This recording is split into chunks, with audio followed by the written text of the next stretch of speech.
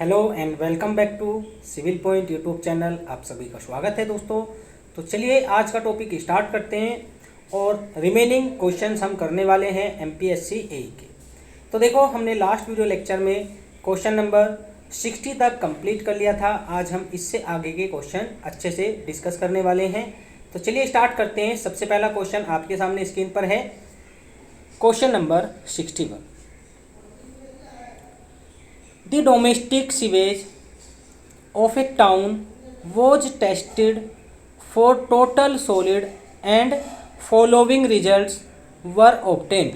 देखो दोस्तों यहाँ पे बोला है कि जो डोमेस्टिक सीवेज है उसको हमने टेस्ट किया, किसके लिए? टोटल सॉलिड के लिए। बताऊंगा अभी टोटल सॉलिड क्या होते हैं, डिजोल्व सॉलिड क्या होते हैं, कैसे इनको हम मेजर करते हैं, मतलब कैसे कैलकुलेट करते हैं। Weight of sample of sewage, जो हमने डोमेस्टिक सीवेज लिया था उसका वेट कितना है? 1000 ग्राम। Weight of solid after evaporation of liquid, मतलब जब हमने लिक्विड को इवापोरेट कर दिया उसके बाद जो वेट बचा सॉलिड का वो बचा है दोस्तों 0.952 ग्राम। Weight of residue after ignition, यह है आपका 0.516 ग्राम। अब देखो यहाँ पर क्वेश्चन अधूरा है, यहाँ पर क्वेश्चन अधूरा है। यहाँ पे दोस्तों हम निकालेंगे सस्पेंडेड सॉलिड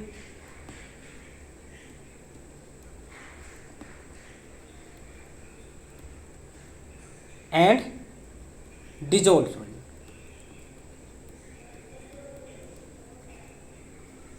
तो अगर आपसे कोई भी क्वेश्चन पूछता है इससे रिलेटेड तो आप आसानी से उस क्वेश्चन का आंसर कर सकते हैं। तो चलिए देखते हैं कैसे हमने निकालना है। तो देखो ये हमारा दोस्तों total weight of sewage sample है 1000 ग्राम। अब इसमें क्या होगा, इसमें दोस्तों टोटल सॉलिड भी होंगे। टोटल सॉलिड में दोस्तों दो चीज़ आ जाएंगी, एक आ जाएगा डिजोल्व सॉलिड जो उसमें घुला हुआ होता है दोस्तों, स्मॉल पार्टिकल्स होते हैं जो उसमें दोस्तों डिजोल्व होते हैं, और एक दोस्तों तैरते हुए होते हैं, एक तैरते हुए होते हैं। तो ये दो सॉलिड आ जाएंगे टोटल सॉलिड में और यही प्रेजेंट होगा आपका सीवेज में। तो जो आप 1000 ग्राम देख रहे हैं, 1000 ग्राम, इसमें क्या क्या चीज़ें हैं? इसमें दोस्तों वाटर है, ठीक है, प्लस इसमें दोस्तों टोटल सॉलिड है, टोटल सॉलिड। अब मैं जैसे ही इसको इवापोरेट करता हूँ, इवापोरेट करने पर क्या होगा दोस्तों? इवापोरेट करने पर वाटर इससे इवापोरेट हो जाएगा और क्या बचेगा? टोटल सॉलिड बचेगा, जो कि हमको दिया है 0.952 ग्राम। ठीक है, टोटल सॉलिड दोस्तों हमारे पास बच चुके हैं 0.952 ग्राम। अब हमने क्या करना है दोस्तों? अब हमने जो भी ये टोटल सॉलिड बचा है इसको फिर से हीट करना है, और हीट करने के बाद क्या होगा? हीट करने के बाद दोस्तों हमारे पास जो रेजिड्यू बचेगा दोस्तों, ये बचेगा दोस्तों सस्पेंडेड सॉलिड। ये क्या होगा? Suspended solid. इसका मतलब क्या है? इसमें से डिजोल्व सॉलिड दोस्तों फिर से इवापोरेट हो चुका है। अब जो बचा है वो बचा है सस्पेंडेड सॉलिड। तो अगर आपसे सस्पेंडेड सॉलिड के बारे में बात की जाए तो हो जाएगा 0.516, और अगर आपसे डिजोल्व सॉलिड पूछा जाए तो देखो इसमें से इसको माइनस कर देंगे, क्योंकि टोटल सॉलिड ये है और डिजोल्व सॉलिड ये है, सॉरी सस्पेंडेड सॉलिड ये है। तो दोनों में से इसको, मतलब दोनों को माइनस करेंगे, इसमें से इसको माइनस करेंगे तो ये आएगा हमारा 0.436 ग्राम। अब देखो पीपीएम का मतलब क्या होता है? पार्ट पर मिलियन। पार्ट पर मिलियन का मतलब है, देखो यहाँ पे है 1 लीटर सीवेज हमने लिया है और उसमें 0.5952 ग्राम टोटल सॉलिड। जब हम इसको पीपीएम में बदलेंगे तो 10⁶ से हमने मल्टीप्लाई करना होगा, और हमारे पास दोस्तों आंसर आएगा suspended solid 516 ppm and dissolve solid 436 ppm. तो ये हमारा क्वेश्चन हो चुका है, क्वेश्चन नंबर 61। आई होप आपको हर एक पॉइंट समझ आ चुका होगा। तो चलिए देखते हैं क्वेश्चन नंबर 62।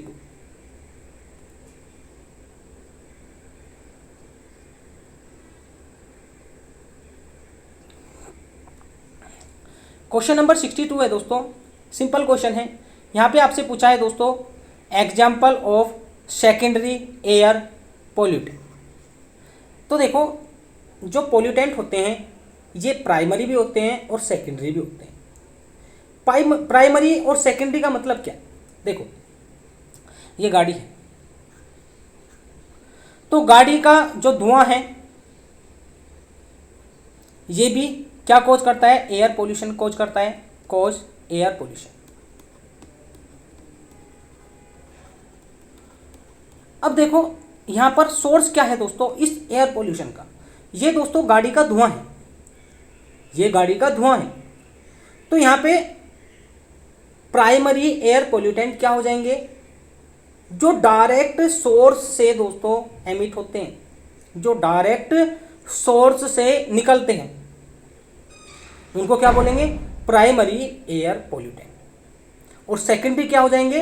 ये दोस्तों प्राइमरी एयर पोल्यूटेंट आपस में मिलके एक दूसरा एयर पोल्यूटेंट क्या करते हैं? क्रिएट करते हैं, जिसको बोलते हैं सेकेंडरी एयर पोल्यूटेंट।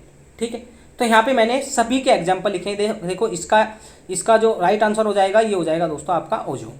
ठीक है, तो मैंने दोस्तों यहाँ पे लिखा है सभी के एग्जाम्पल्स, जैसे कि example of primary, let me place this, यहाँ पे लिखा है मैंने example of primary air pollutants.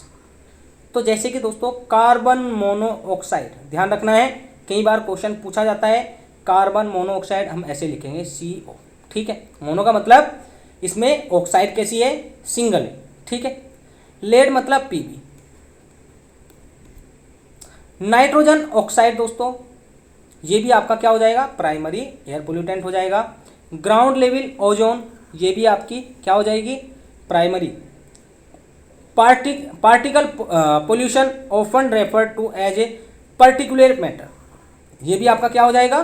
Primary air pollutant हो जाएगा। एंड सल्फर ऑक्साइड, देखो जहाँ पे भी डाई लगेगा वे सेकेंडरी होंगे।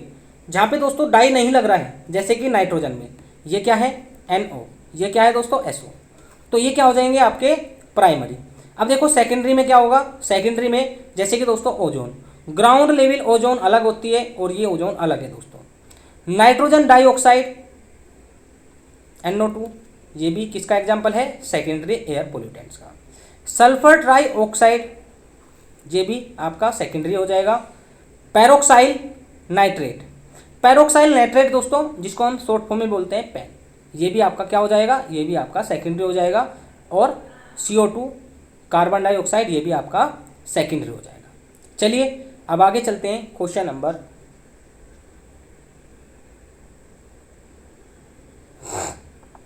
63 पर। क्वेश्चन नंबर 63 है an unit operation in which a solid और solid liquid mixture is intimately mixed with a liquid for the purpose of transferring certain component to the liquid। इस प्रोसेस को हम क्या बोलेंगे दोस्तों? देखो इसमें क्या दिया है? एक मिक्सचर है, मिक्सचर में दोस्तों क्या है?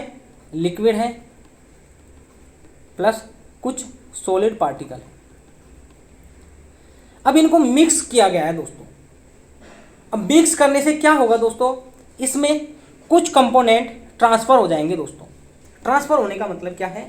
कुछ कंपोनेंट दोस्तों सेटल हो जाएंगे। ध्यान से सुनना, देखो हम क्या करते हैं, हम दोस्तों जब भी सेडिमेंटेशन कराते हैं यही प्रोसेस हम फॉलो करते हैं, यही प्रोसेस फॉलो करते हैं जिसमें धीरे धीरे जो सॉलिड पार्टिकल है वे बॉटम में बैठने लगते हैं। इसी को क्या बोलते हैं दोस्तों? इल्यूट्रेशन बोलते हैं। ठीक है, ध्यान रखना है आपने। केमिकल कंडीशन ये अलग है।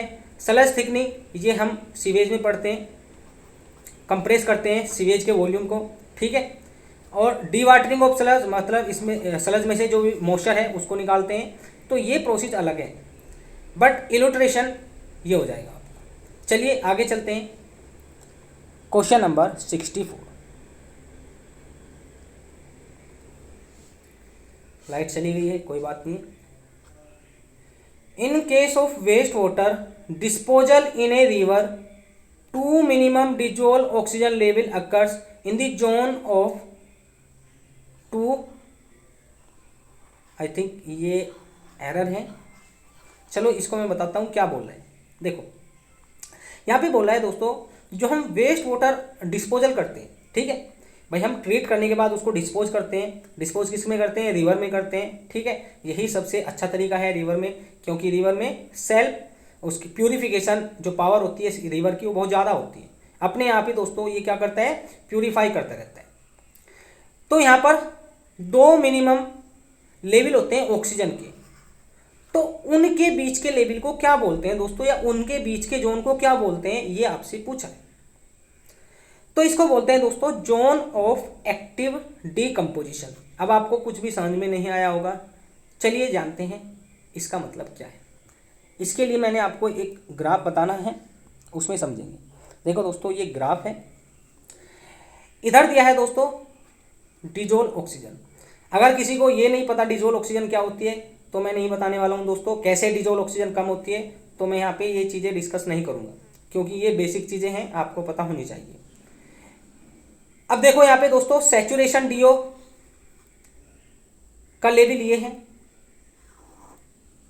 सैचुरेशन डीओ क्या होती है? Amount of oxygen that can be stored at a given temperature in a liquid या in a water, that is called saturation DO, ठीक है। अब इसका टेम्परेचर पे अलग अलग टेम्परेचर पे दोस्तों अलग अलग वैल्यू होता है, ये पूछा जाता है, तो आप कहीं से भी पढ़ सकते हैं इन चीज़ों को। फिर दोस्तों यहाँ पे दिया है 40% ऑफ डीओ, जो इसका मैक्सिमम डीओ है उसका 40% डीओ की लाइन दी है ये। और यहाँ पे हमने इनको इस टाइप से डिवाइड किया है, इस टाइप से डिवाइड किया है दोस्तों। तो सबसे पहले इस जोन को हम क्या बोलते हैं? इस जोन को बोलते हैं दोस्तों क्लियर वाटर, ठीक है। यहाँ पे आपका क्लियर वाटर होगा। अब आप बोलेंगे कैसे भाई, मज़ा नहीं आ रहा है? चलिए समझते हैं। देखो ये हमारी रिवर है, ठीक है, ये हमारा दोस्तों पॉइंट ऑफ डिस्पोजल है।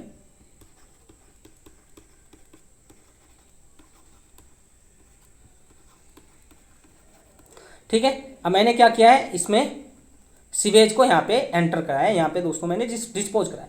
अब जैसे ही सीवेज यहाँ पे डिस्पोज होगा तो उसमें जो भी बैक्टीरिया हैं वे एकदम से काम पे नहीं लगेंगे।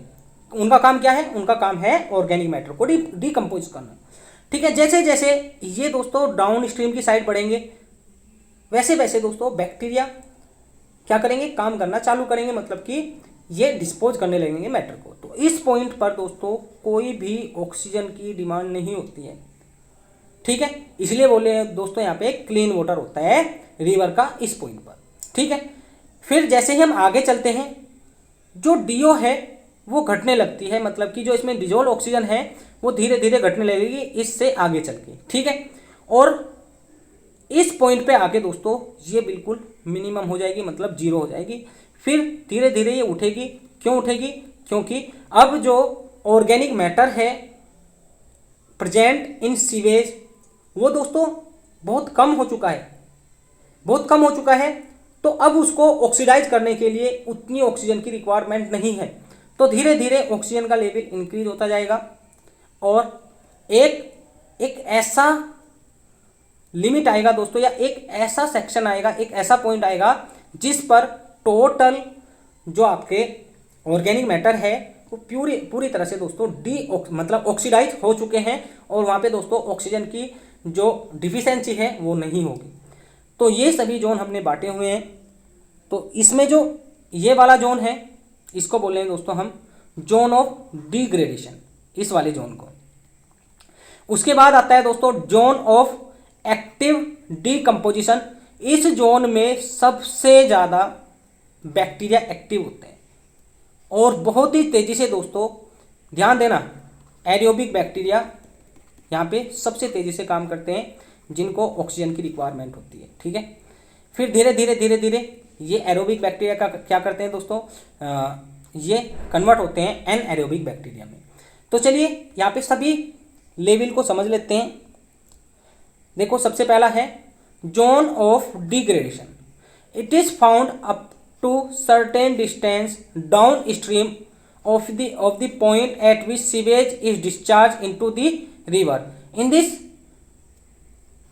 this stage या in this zone algae dies but the fish survives। मतलब इस वाले जोन में, एक तो जोन ये है, ये तो क्लीन वाटर का जोन है। इस जोन में दोस्तों एल्गी क्या करती है, एल्गी डाई हो जाती है, मर जाती हैं, बट फिश अभी भी सर्वाइव कर रही है क्योंकि जो डीओ है वो 4% से नीचे नहीं गया। ठीक है, अगर 4% से डीओ नीचे चला जाएगा तभी जाके फिश यहाँ पे मर जाएंगी। बट एल्गी क्यों डाइज करती है दोस्तों, क्योंकि एल्गी क्या करती है, फोटोसिंथेसिस करती है। उसके लिए उसको सफिशिएंट अमाउंट ऑफ ऑक्सीजन की रिक्वायरमेंट होती है जो कि यहाँ पे नहीं मिल पाती है। Water become dark and turbid. देखो जैसे जैसे दोस्तों ऑक्सीडेशन होता रहता है, भाई आपने देखा होगा प्योर वाटर क्लीन होता है, वाटर क्लीन होता है, बट जैसे जैसे ये टर्बिड होता जाता है वैसे वैसे ये डार्क होता है, क्योंकि दोस्तों इसमें ऑक्सीडेशन होता है। और ऑक्सीडेशन के बाद क्या होता है दोस्तों, इसमें ऑक्सीडेशन के बाद जो भी इसमें रेजिड्यू बचता है, भाई ऑक्सीडेशन होगा तो रेजिड्यू बचेगा ऑर्गेनिक कंपाउंड का, यही कलर कोज करता है डार्क। ठीक है, बात करेंगे सेकंड है दोस्तों जोन ऑफ एक्टिव डिकम्पोजिशन। यहां से क्वेश्चन बनता है इसलिए इसको डिटेल में बता रहा हूं। It is a zone of heavy pollution. मैंने आपको बताया था यहाँ पे हैवी पोल्यूशन होता है। Water becomes darker then zone of degradation. ठीक है, जो जोन ऑफ डिग्रेडेशन में वाटर का कलर था उससे भी डार्क हो जाता है। डीओ में इवन फॉल टू जीरो, मतलब ये जीरो तक चली जा सकती है दोस्तों। डीओ डिजोल्व ऑक्सीजन का लेवल जीरो तक चला जाता है। फिश बिल्कुल मर जाती है इस जोन में।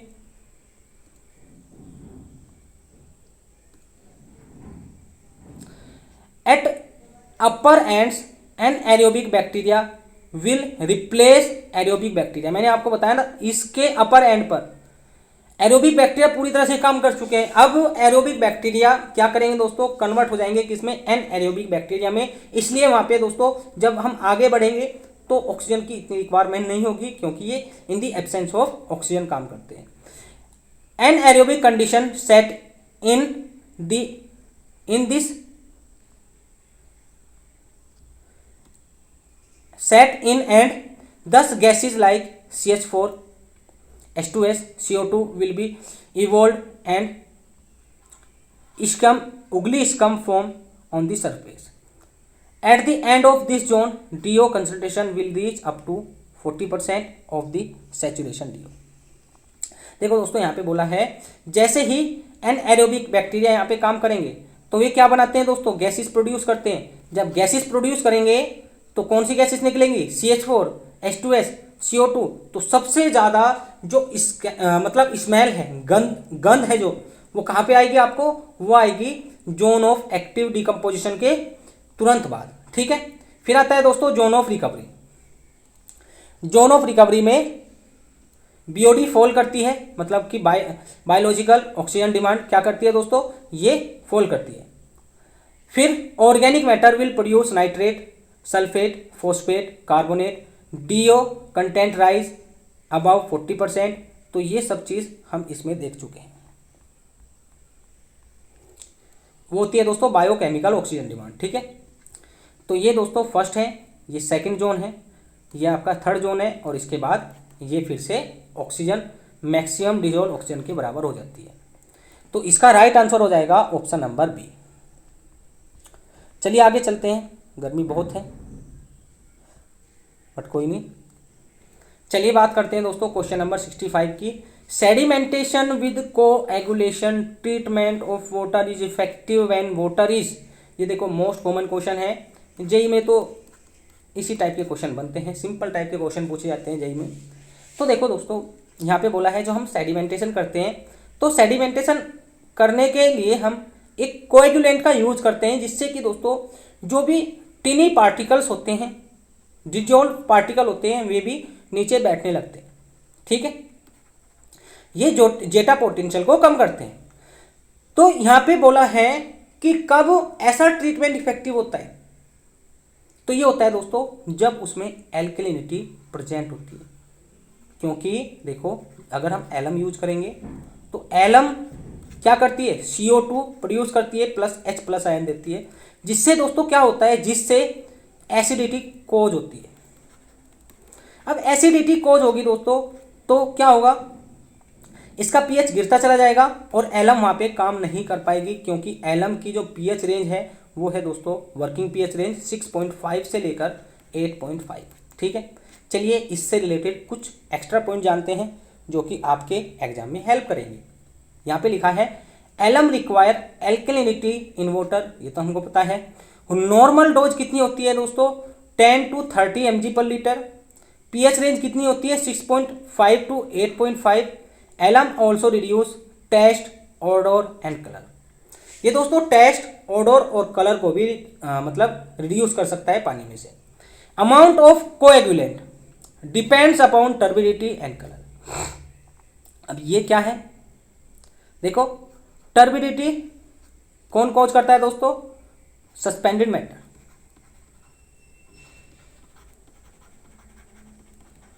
ठीक है, अब देखो अगर सस्पेंडेड मैटर ही नहीं होंगे उसमें तो जो फ्लोक बनेगा, एलम फ्लोक बनाती है, एलम फ्लोक बनाती है, जिससे क्या होता है दोस्तों, इस फ्लोक में इतनी पावर होती है कि जो टीनी पार्टिकल होते हैं इस पे चिपक जाते हैं और वो बैठते हैं दोस्तों।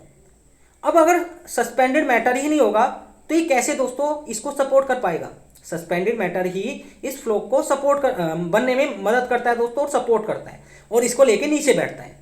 ठीक है, इसको लेके नीचे बैठता है, तो इसके लिए दोस्तों टर्बिडिटी की रिक्वायरमेंट होती है। तो यहाँ पे लिखा है अमाउंट ऑफ कोएगुलेंट डिपेंड, कितना अमाउंट चाहिएगा कोएगुलेंट का, ये डिपेंड करता है टर्बिडिटी पर। अगर कम है तो जो ज़्यादा कोएगुलेंट लगेगा और अगर ज़्यादा है तो कम कोएगुलेंट लगेगा। ठीक है, अब बात करेंगे हम नेक्स्ट है हमारा दोस्तों question number 66।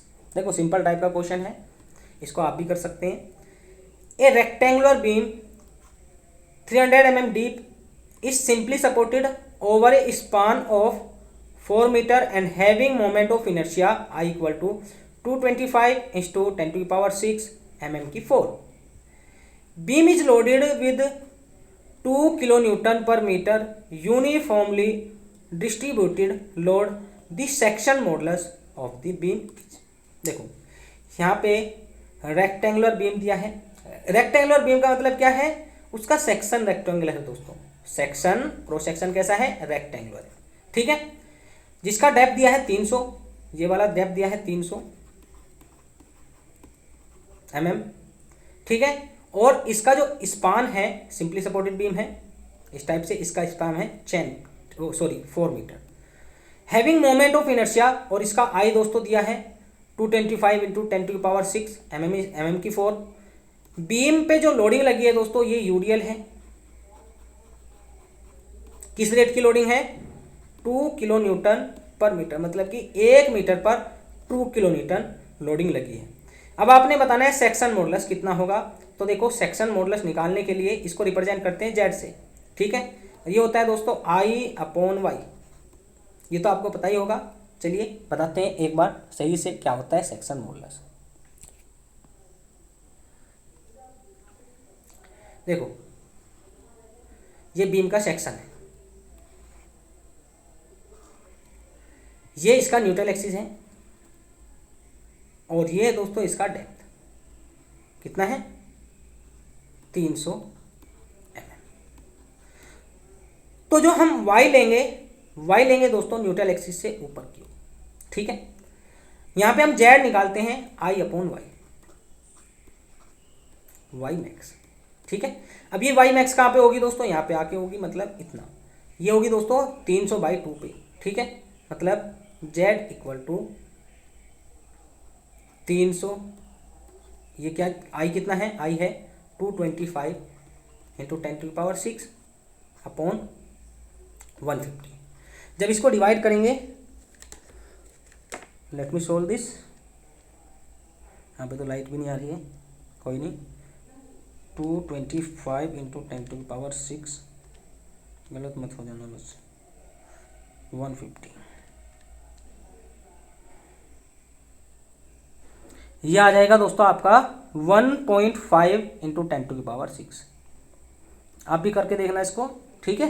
Option number D. अब आगे चलेंगे दोस्तों क्वेश्चन नंबर 67 पर।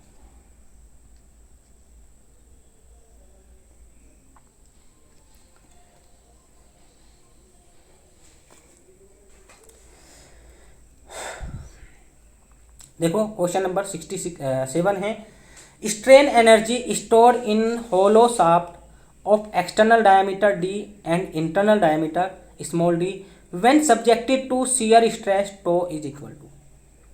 अब देखो अगर मैं इसको निकालने जाऊं तो इसको निकालने का तरीका क्या है दोस्तों, u इक्वल टू होता है हाफ टॉर्क इंटू थीटा। जब इसको सोल्व करते हैं, देखो टॉर्क, t मतलब टॉर्क और थीटा मतलब यहाँ पे दोस्तों एंगल होता है एंगल ऑफ ट्विस्ट, ठीक है। तो हम जो निकालते हैं दोस्तों, ये निकालते हैं to max square upon 4g, और अगर मैं और इसको सिंप्लीफाई करने जाऊं तो tau average square upon 2g into volume. यहाँ पे वॉल्यूम भी लगा लेना, यहाँ पे वॉल्यूम भी लगा लेना दोस्तों, ठीक है। अब देखो दोस्तों, हमने होलो शाफ्ट में बताना है, होलो शाफ्ट में बताना है तो जो वॉल्यूम होगा ये चेंज हो जाएगा। होलो शाफ्ट में वॉल्यूम जो होगा दोस्तों ये चेंज हो जाएगा, और जब इसको हम सिंप्लीफाई करेंगे ये आएगा आपका tau square upon 4c capital D square plus small D square upon में डी, ठीक है।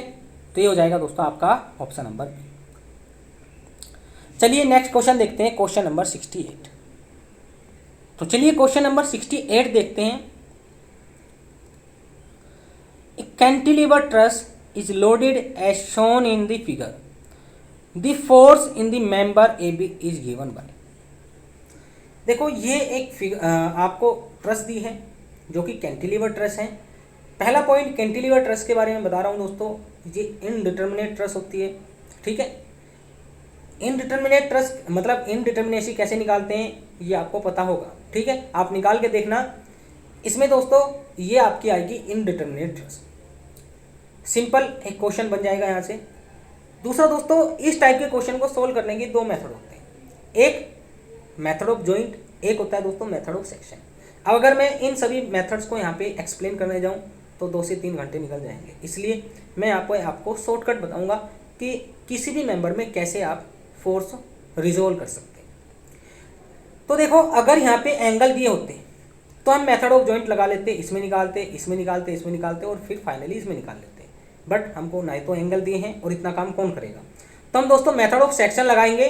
और दोस्तों इस टाइप से इस ई पॉइंट पे हम क्या लेंगे दोस्तों, मोमेंट लेंगे, moment about E equal to 0, summation of moment about E equal to 0, क्योंकि सभी पॉइंट क्या होते हैं, सभी पॉइंट किसी भी ट्रस के हिंज होते हैं, ठीक है। आप वहाँ पे दोस्तों ये वाली इक्विलिब्रियम लगा सकते हैं।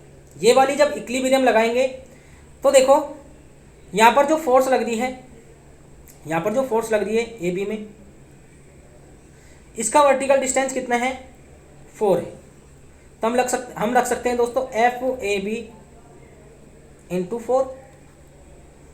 अब देखो ये कैसे मोमेंट कोज करेगा दोस्तों, ये मोमेंट करेगा, देखो पहले इसकी बात करते हैं। ये मोमेंट कोज कर रहा है ऐसे, ये मोमेंट कोज कर रहा है दोस्तों एंटी क्लॉकवाइज, ठीक है। क्लॉकवाइज ये दोनों कर रहे हैं और ये करेगा दोस्तों एंटी क्लॉकवाइज। ये फोर्स अगर मैं इस साइड से ले रहा हूँ एफ ए बी, ठीक है, ये मैं जॉइंट मान रहा हूँ और इस साइड से मैं फोर्स ले रहा हूँ एफ ए बी, तो ये कैसा कोज करेगा, ये करेगा दोस्तों इस टाइप से एंटी क्लॉकवाइज, और ये दोनों क्लॉकवाइज और ये एंटी क्लॉकवाइज। तो ये दोनों इधर आ जाएंगे W। अब देखो इसकी परपेंडिकुलर डिस्टेंस कितनी है, ये दोस्तों ये हो जाएगी 6 का हाफ मतलब 3, प्लस इसकी परपेंडिकुलर डिस्टेंस कितनी है, 6 + 3 9, तो 9W, ये हो जाएगा 12। तो एफ ए बी आ जाएगा दोस्तों यहाँ से 3W। तो ये आ जाएगा दोस्तों आपका ऑप्शन नंबर ए। इसको W कर लेना है, ये किलोमीटर नहीं है, चलिए अब आगे चलते हैं क्वेश्चन नंबर 69 पर।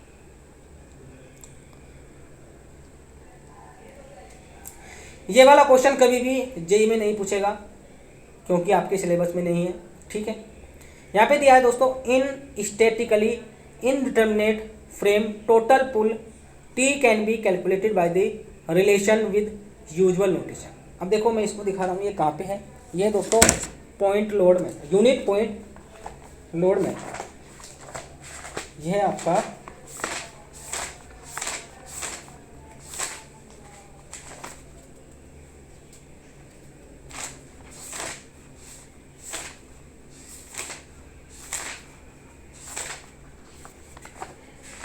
अब इसमें देखना पड़ेगा कहाँ पे है।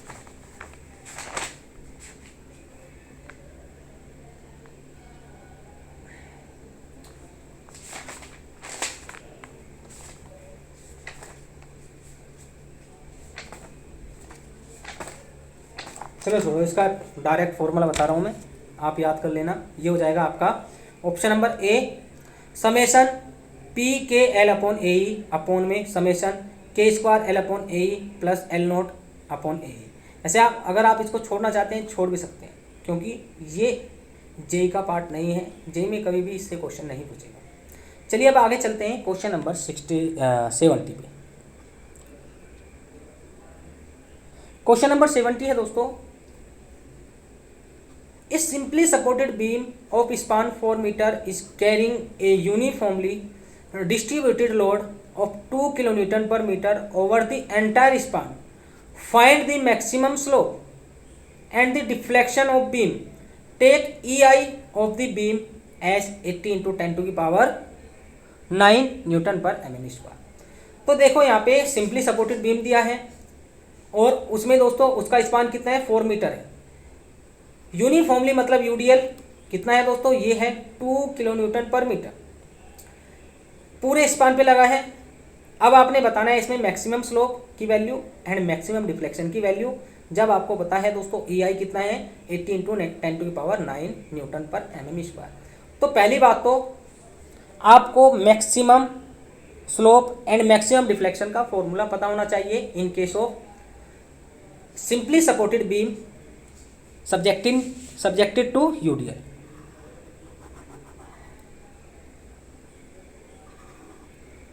तो ये है हमारा सिंपली सपोर्टेड बीम।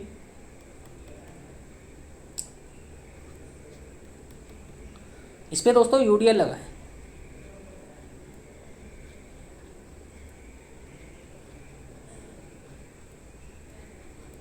ठीक है, और UDL कितना लगा है, 2 किलो न्यूटन पर मीटर का।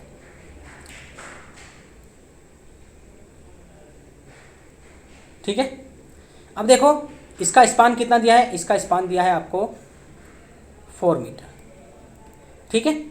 और यहाँ पे दोस्तों EI दिया है 80 इंटू 10 टू की power 9 newton per mm square. यहाँ पे सारा खेल किसका है, यूनिट का है।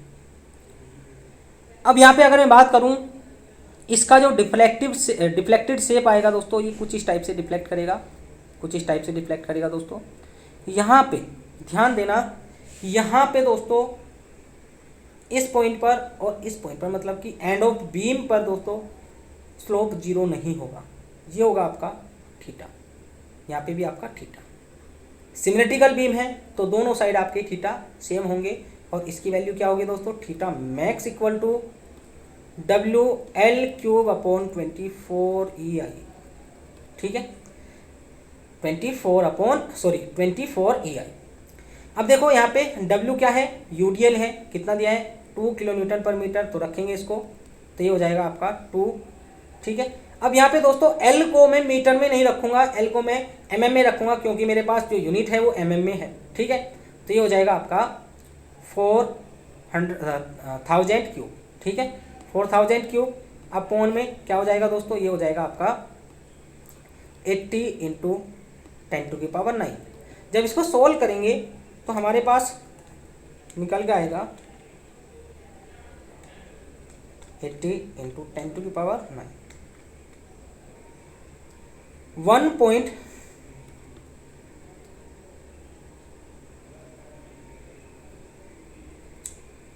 चेक, हाँ ये गलत कर दिया है, 1000 लेना था मैंने, 400 ले लिया।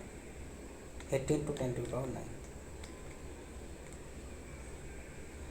तो ये आएगा दोस्तों हमारे पास इंटू 2, हाँ अपॉन 24 भी करना होगा, यहाँ पे 24 भी मल्टीप्लाई करना होगा। तो ये आ रहा है दोस्तों हमारे पास 0.067 रेडियन। ध्यान देना है, रेडियन में आता है। अब देखो, अब निकालेंगे हम मैक्सिमम डिफ्लेक्शन, डेल मैक्स। इसका वैल्यू आपको पता होगा 5/384 WL4/EI, ये होता है मैक्सिमम डिफ्लेक्शन एट सेंटर। अब देखो यहाँ पे W UDL रखा जाएगा, 5/384, ये तो सेम हो जाएगा, W हो जाएगा 2, L हो जाएगा हमारा 4000 की पावर 4 अपॉन में EI हो जाएगा 18 × 10⁹।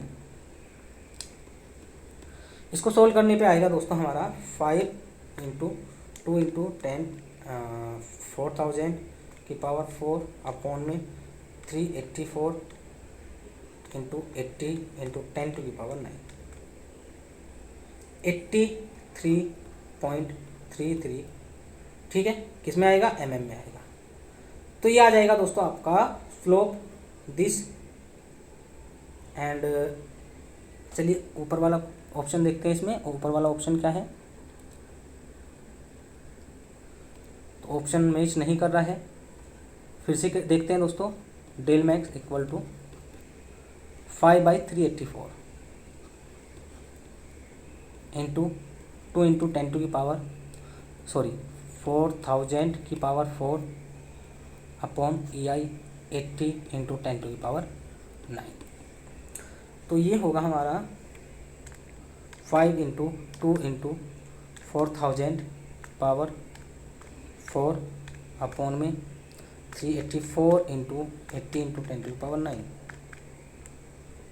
83.33 mm। तो ये हमारा यहाँ पे आ रहा है, जबकि इसमें आना चाहिए था 0.067 रेडियन। चलिए फिर से करते हैं एम मैक्स को, थीटा मैक्स को फिर से करते हैं। ये होगा WL3/24 EI। तो ये आ जाएगा आपका 2 × 4000 पावर 3 अपॉन 24 × 80 × 10⁹। तो आई थिंक मुझे ऑप्शन में गड़बड़ लग रही है, दोनों बिल्कुल अलग आ रहे हैं। तो इसका ऑप्शन नंबर डी राइट हो जाएगा। बस इसको क्या कर लेना, 0.067 रेडियन कर लेना, ठीक है। तो चलिए आगे चलते हैं क्वेश्चन नंबर 71 पर। देखो दोस्तों, यहाँ पे पूछा है on Indian railways the following length of rail is adopted for the broad gauge. देखो हमारे पास 3 टाइप के गेज होते हैं, एक ब्रॉड गेज होता है, एक मैट्रिक गेज होता है, एक नैरो गेज होता है, ठीक है। जो ब्रॉड गेज होता है उसमें आपको लेंथ बतानी है रेल की। रेल क्या होती है दोस्तों, रेल होती है जो लोहे की बनी हुई एक पटरी होती है, उसको बोलते हैं रेल, ठीक है। कुछ इस टाइप की होती है, इस टाइप की, ठीक है।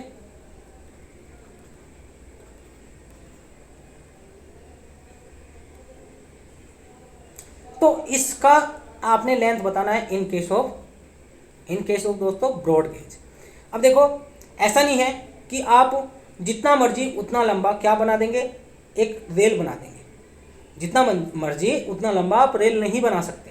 इसके लिए भी दोस्तों लिमिट यहाँ पे रखी गई है। जैसे कि दोस्तों ब्रॉड गेज में हम कितना रखते हैं, 13 मीटर एक लेंथ की, एक रेल की लेंथ रख सकते हैं।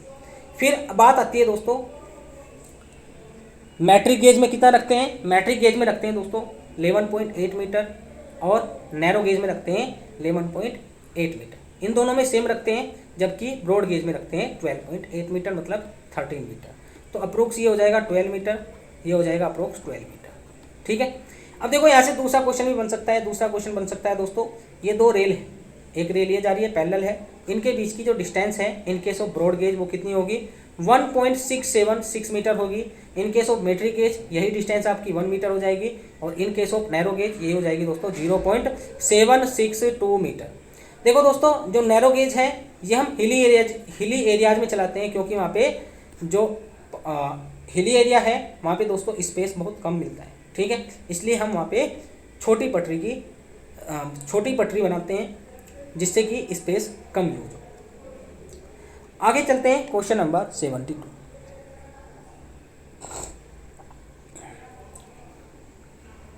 The following method may not be useful to correct the creep. देखो, पहली बात तो क्रीप क्या होता है? क्रीप होता है दोस्तों लॉन्गिट्यूडनल मूवमेंट ऑफ रेल। मतलब रेल क्या करती है दोस्तों, जब इस पे ट्रेन चलती है तो ये एंड हिंच के ये खिसक जाते हैं, ये आगे खिसक देते हैं दोस्तों, इसी को बोलते हैं क्रीप, लॉन्गिट्यूडनल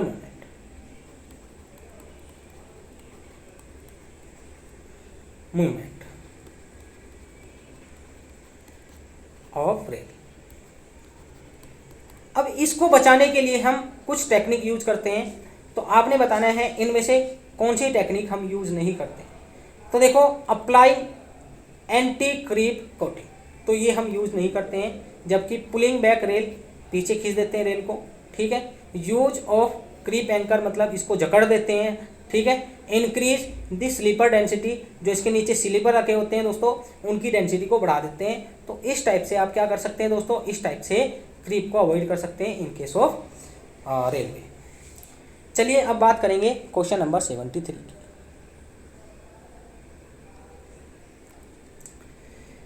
Whenever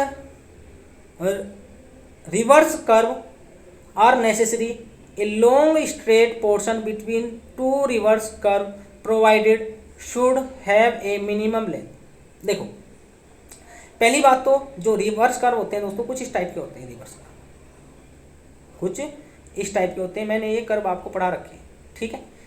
इनके जो सेंटर होते हैं वे अपोजिट डायरेक्शन में होते हैं, ठीक।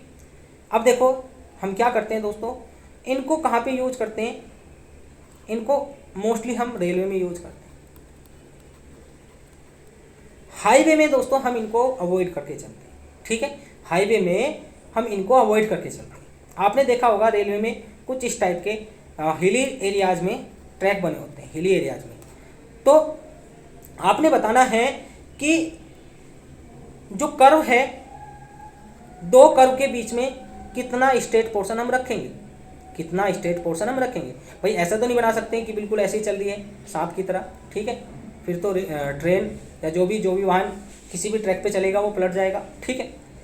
तो ऐसा नहीं बना सकते। इसके लिए हम क्या करते हैं दोस्तों, इसके लिए कुछ लेंथ में हम स्ट्रेट पोर्शन प्रोवाइड कराते हैं। तो कितना प्रोवाइड कराते हैं? ये कराते हैं दोस्तों 36 मीटर। चलिए अब आगे जानेंगे question number 74। As per the rule with one locomotive, the following gradients are recommended in plane।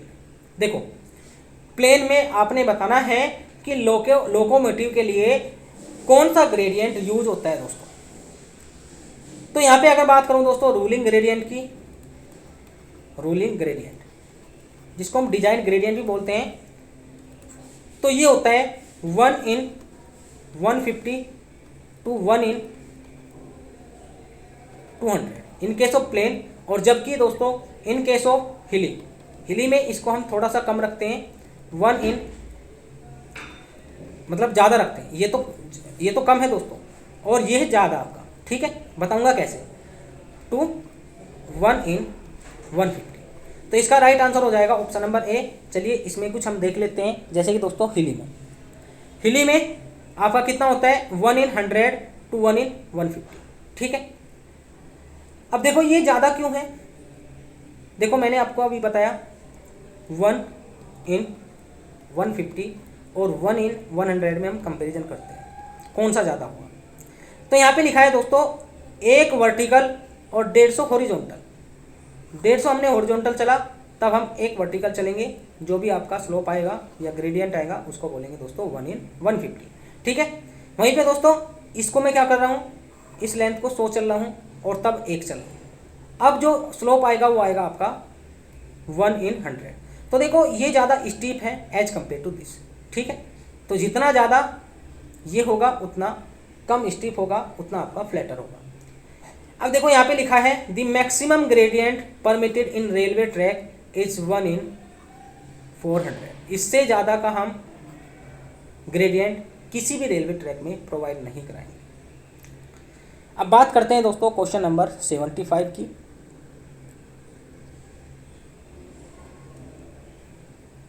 The reduction in gradients at curve is known as grade compensation.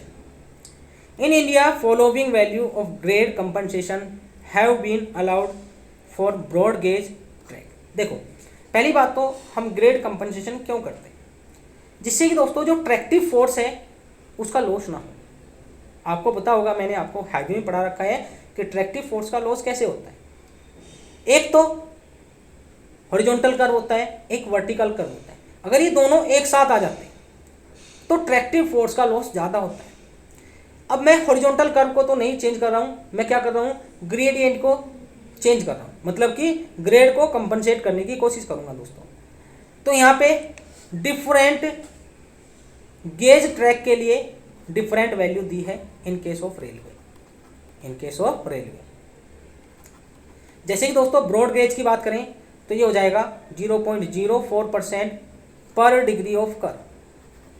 पर डिग्री ऑफ कर्व पर कितना हम grade compensation करेंगे, 0.04%। वहीं पे दोस्तों medium gauge में 0.03% and narrow gauge में 0.02% पर डिग्री ऑफ कर्व। तो ये भी आपने 2 पॉइंट भी ध्यान रखने। अब देखो ये हमारा लास्ट क्वेश्चन था आई थिंक। ये हमारा दोस्तों लास्ट क्वेश्चन था। हमने इसमें 15 क्वेश्चन किए हैं। अगर आपको कोई भी क्वेश्चन में डाउट है तो आप कमेंट कर सकते हैं, मैं आंसर करने की कोशिश करूँगा। तो चलिए मिलते हैं नेक्स्ट वीडियो लेक्चर में। Thank you for watching.